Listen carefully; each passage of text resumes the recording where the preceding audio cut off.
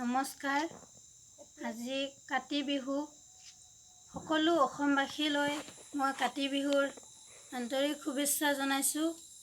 আৰু আমি সকলোৱে জানো আজি কাতি বিহু আহিন মাহৰ শেষৰ দিন। আমি কাতি বিহু আচলতে অভাৱৰ দিনত হয়, নতুন খেতি বাতি চপোৱা নহয়, সেইবাবে আমি কাতি বিহুক কঙালী বিহু বুলি কোৱা হয়। আৰু কাতি বিহুৰ দিনাখন তুলসীৰ তলত চাকি বন্তি জ্বলাই আৰু অন্যান্য পথাৰতো চাকি বন্তি জ্বলাই লখিমীক অহা বাট দেখুৱায়।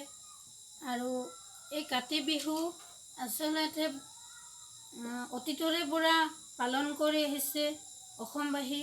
সকলো অসমবাসীয়ে পালন কৰে যেন, আৰু বৰ্তমানৰ এইটো এটা সংস্কৃতি নিয়ম হৈ পৰিছে। আচলতে কাতি বিহু প্ৰত্যেকটো বিহু আচলতে তিনিটা, গতিকে এই তিনিটা বিহুৱে আমাৰ অসমবাসীয়ে পালন কৰি আহিছে। সেয়া যেন আগলৈও এনেদৰে সকলো নিয়ম মানি পালন কৰি যায়, সেয়া মোৰ ফালৰ পৰা মই অনুৰোধ জনালোঁ। সেয়া বিশেষ একো নকওঁ। আজি কাতি বিহু, সকলোৰে যেন মংগল কামনা হয়, এয়াই কৈ মই মোৰ কাতি বিহুৰ বক্তব্য ইমানতে সামৰণি মাৰিছোঁ। ধন্যবাদ।